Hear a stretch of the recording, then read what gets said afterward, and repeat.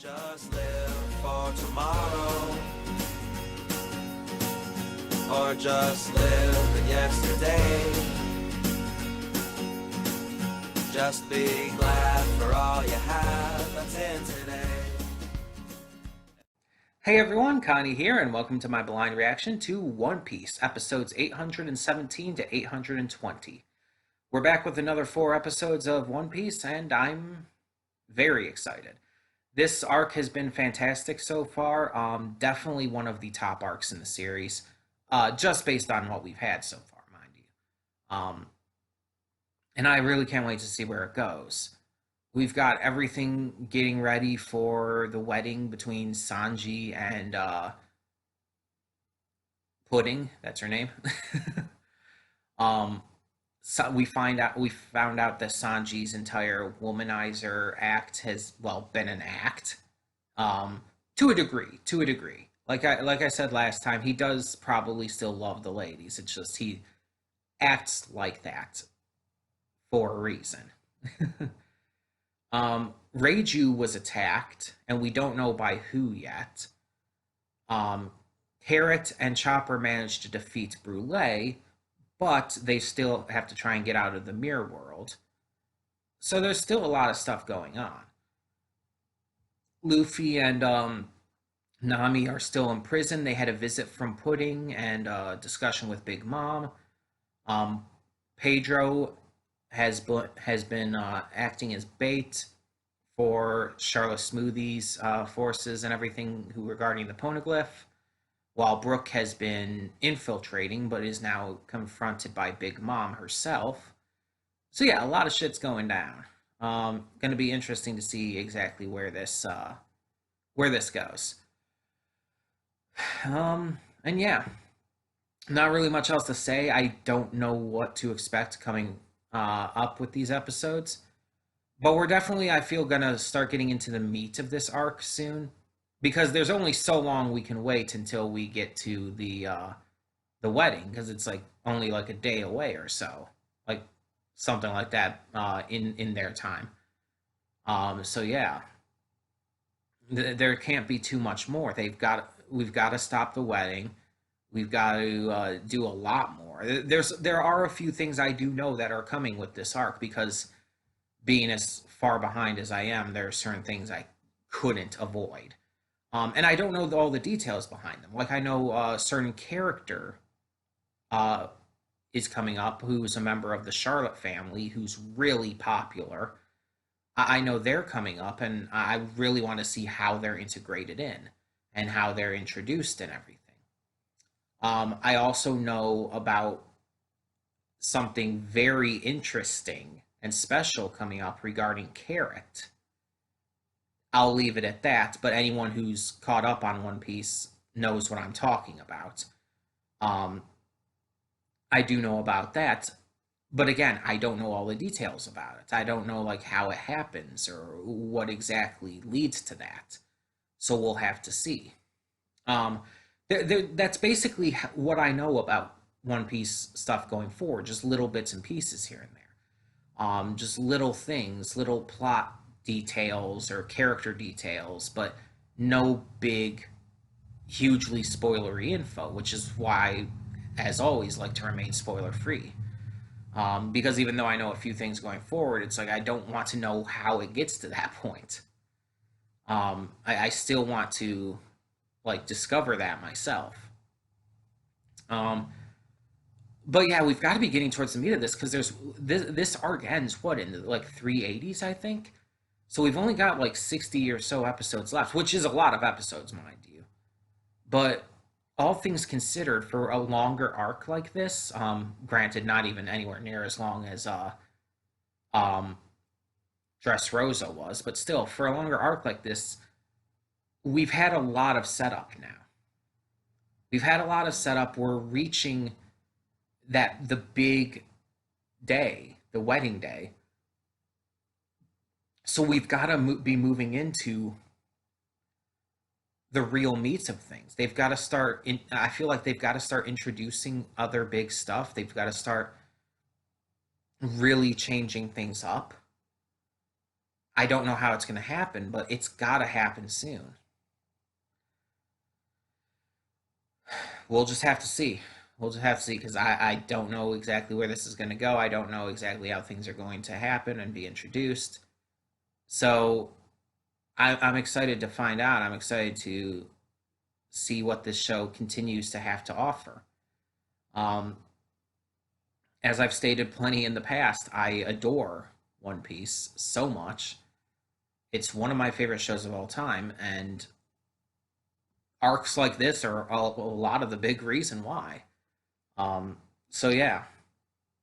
Um, and by the way, if you have not gotten into a lot of One Piece, and maybe want to start from the beginning, or if you are a fan of One Piece, as well, there's a couple of reactors I want to point you to. A couple of other reactors I want to advertise for real quick. AJ Rich is currently finishing up the Alabasta arc in the anime. All his videos are still um, on the channel though. Um, and same with Ruff Senpai. Ruff Senpai, formerly known as Ruffles TV. All of his One Piece stuff is there, and he's actually currently entering the Alabasta arc.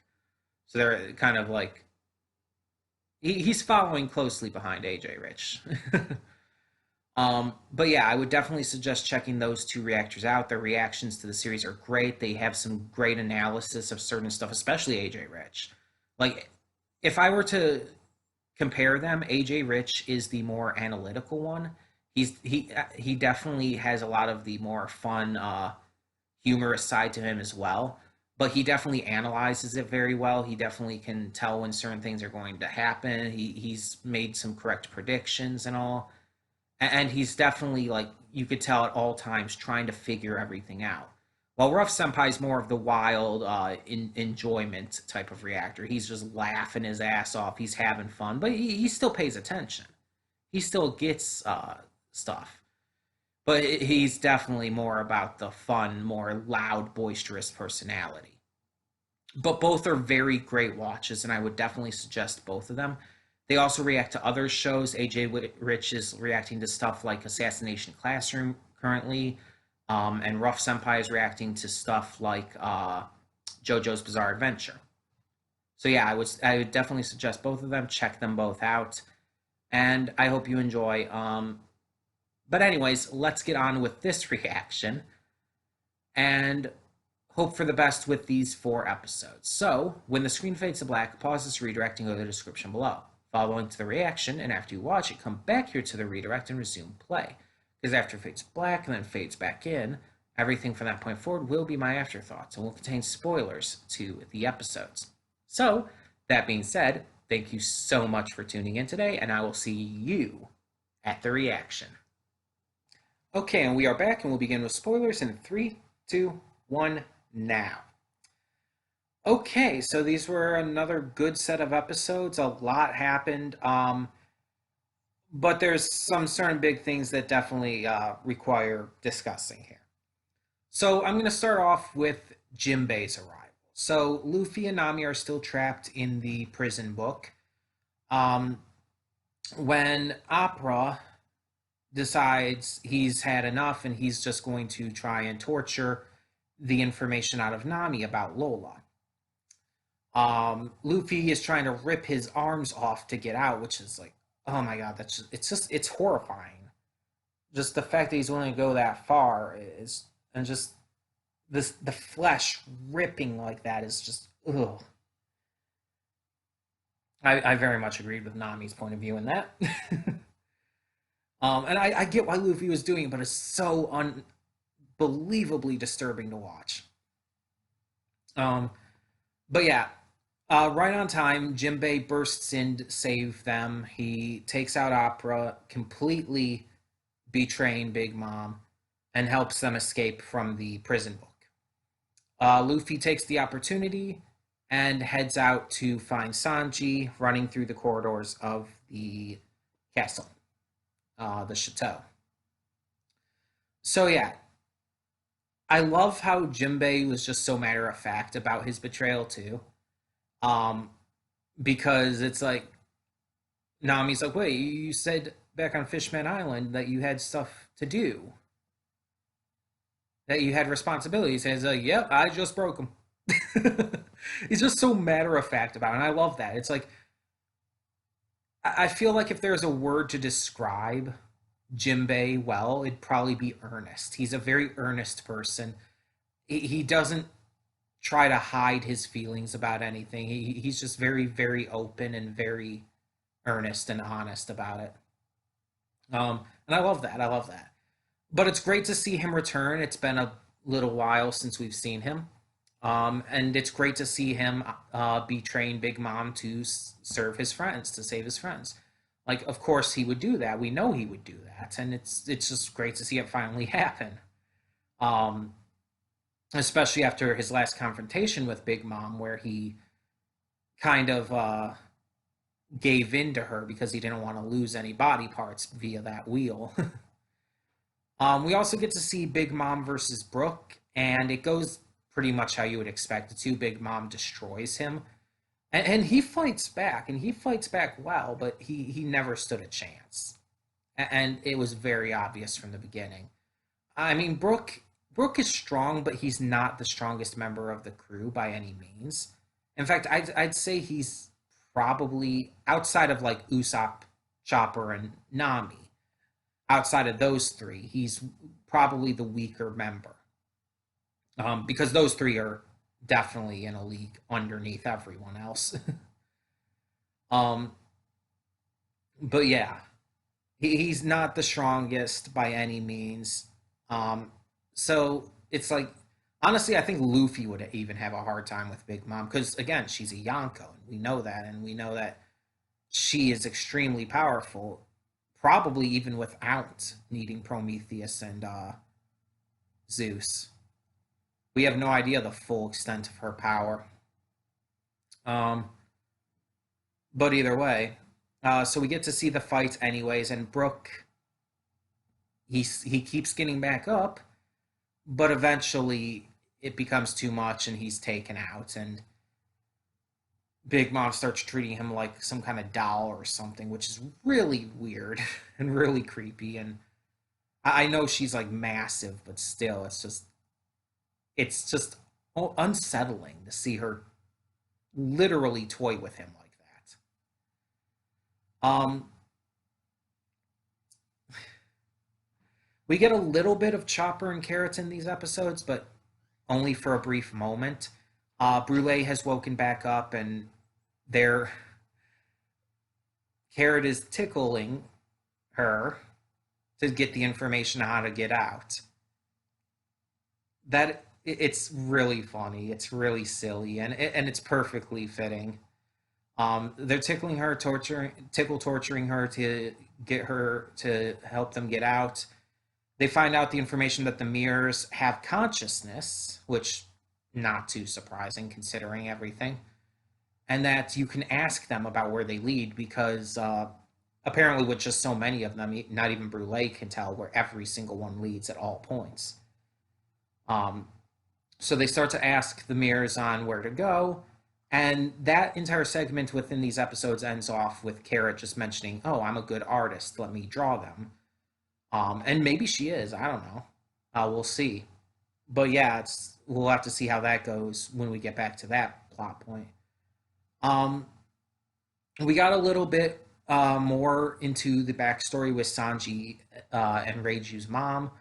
Um, I'm specifically referring to her as their mom because let's be honest, the other kids they don't matter to, to in that situation anymore.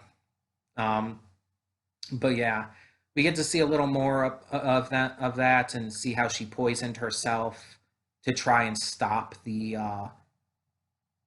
modifications that were done on her unborn children. Which is interesting because it's like, does that mean Reiju had her modifications done after her birth? I think someone might have mentioned that, like tried to spoil that in the comments for me at one time. So maybe like I kind of knew that like deep down and just kind of pushed it out of my mind, but I think someone did mention that in the comments. Just as a reminder, no spoilers in the comments. Do not spoil anything, even if it doesn't seem like that big of a deal. No spoilers. No. But yeah, serious. In all seriousness, um, I mean that was serious, but still, no spoilers. Yeah, we got to see a little bit more how she poisoned herself, why she poisoned herself, and how she was the cause behind her own death and her own sickness. And we see that really Sanji and Reiju were the only children she honestly acknowledged, um, because they were the only ones with humanity in them. Sanji, she actively saved due to due to the poison. It definitely stopped him from being born with the superhuman powers and all. But on the other hand, I think, yeah, if Reiju was just, if she was like modified after her birth, then that would explain why she also has a bit of humanity too. So yeah, it was good to see more of that information and all. It was good to see that kind of expanded on and really given a lot more depth to it. But let's be honest, there's only one thing that we really need to discuss in these afterthoughts here. There's only one thing that really matters in these 4 episodes, and that is the big reveal of Pudding. Pudding, from the start, I thought basically like what Reiju admitted she thought, that Pudding was a little too perfect. She was a little too nice, a little too much. And I was questioning, can we trust her? Is she, could she end up being a bad guy? But I also wanted to believe that she was good because I wanted to believe that there would be someone in Big Mom's family who would be going against her, who would be actually good and wouldn't be kind of going along with everyone else in the family. And I mean, we do have Lola, who did. She definitely betrayed her family, and she's definitely a good egg for the Charlottes. But at the same time, I was, Lola's like far away, and her betrayal happened years and years and years ago. So it's like I wanted something, I guess you could say, a little more recent. But I guess at least we're not getting that with her. Because as we find out in these episodes, Pudding is an actress. She has been putting on an act this entire time. She's not all sweet and cutesy. It's just a ruse in order to fool enemies and, well, more recently, to fool Sanji and them, and the rest of the Straw Hat crew as well. Um, and that not only has she been faking that, but everything is a ploy. This entire marriage is a sham because Big Mom and them plan on killing the entire Vinsmoke family, taking their military might by force, and just killing all of the Straw Hats as well, anyway. Basically, they plan on betraying everyone, which is not surprising per se, just the way it was handled, the way it was delivered, and everything, and the specific fact that they are betraying even the Vinsmokes. It's like, geez, it's like everything is falling apart here. But Sanji, who had been trying to reach Pudding to give her food he prepared and some flowers he picked, um, he ends up hearing all of this out on the balcony and is completely destroyed by it. Like, you see him, I used it as my thumbnail, him crying in the rain and everything after having tried to light his lighter for so long so he could relight a cigarette. He was absolutely destroyed because he had been given hope that his friends and the Baratier would be safe if he complied. But he now knows that that's not the case, that they're in danger. And so he's lost his hope. Luckily, Reiju is actually pretty damn awesome and is reigniting that for him. But she also believes that she deserves to die because she's been complicit in all this, and she has been complicit. She fully has been, and I'm glad she acknowledges that.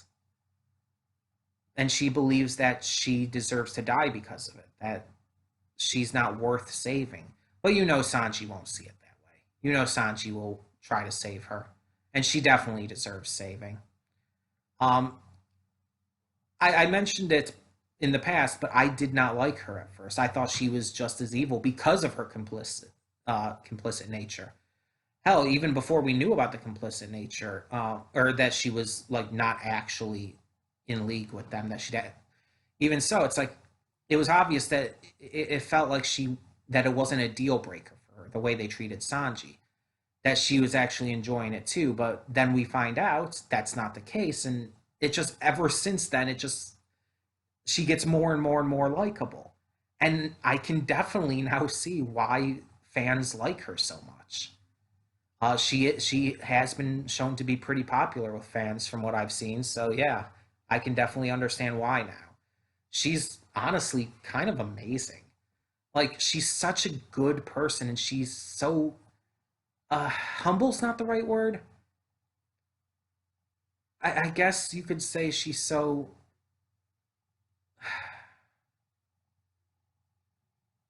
she doesn't focus enough on herself. She sees herself just as so complicit that she's not worth saving, and because of it, she puts everyone before her and is suffering because of it as well. She's so just she's so nice and so kind and so wonderful, and she just doesn't see it. And I really wish she would. But yeah, we finally also found out what Pudding had said to Luffy and Nami. She revealed herself in the prison book and basically told them that they're fucked. But everything is starting to rise back up. Everything's starting to go back to an upturn. Luffy and Nami have escaped with the help of Jinbei. Luffy's on his way to try and save Sanji. Sanji knows about this. Reiju knows about this, even though Pudding tried to steal her memory. Well, actually, Pudding did steal her memory, but Sanji told her what happened anyways, and she trusts Sanji in that. Um, and yeah, let's talk about that real quick. Pudding's devil fruit. Um, Pudding's devil fruit. And I'm also going to talk about Baron Tamagos here as well, just briefly. There's some really interesting devil fruits always brought into this series, and these are some really interesting ones. So Pudding, with her devil fruit, she can pull out people's memories as if they were a roll of film. And she can edit them, she can cut away pieces of them, she can completely manipulate them, basically. She could take away someone's memories from certain points.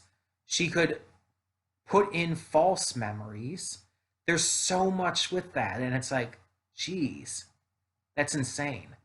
That's a really, really powerful ability, all things considered. And then Baron Tamago, meanwhile, apparently, I guess every time he's killed, he resurrects into a new form, and each form, I guess, has like each form's more powerful. But it's like, how does everyone know he can do this? Like, wouldn't this have to happen before? And if so, can he turn back? Can he change his form back? How does this work? I'm not exactly sure on the details of his devil fruit. It's really weird. It's a really weird one. Do not tell me in the comments, by the way. Again, I consider that a spoiler, so no spoilers in the comments. Um, but yeah, overall, I really enjoyed these episodes. I thought they were pretty fantastic, and I can't wait to see where this goes now that shit's really hitting the fan. So I knew we were going to have to really reach the big shit soon because of what episode we're on. And yeah, we are hitting the big shit. So um, It feels like just yesterday that we got to episode 800, and now we're already 20 episodes after that, and it's like, holy shit. And of course, One Piece Week is to blame for that, or, well, blame is the wrong word, to credit for that. But still, it's just insane to think about. Either way, tell me in the comments below what you thought of these episodes of One Piece. And as I said, and I'm going to keep stressing, no spoilers. Like, even if you think it's something that I already know about, no spoilers. Do not say anything about what's to come in the future. I wish to remain spoiler free. And even if it's something that, like I said, the couple things I do know that are coming, I do not want to know anything because there could be details in there I don't know about. So, yeah. Either way, thank you so much for tuning in. And for now, I'm Connie and I'm signing off. See y'all next time.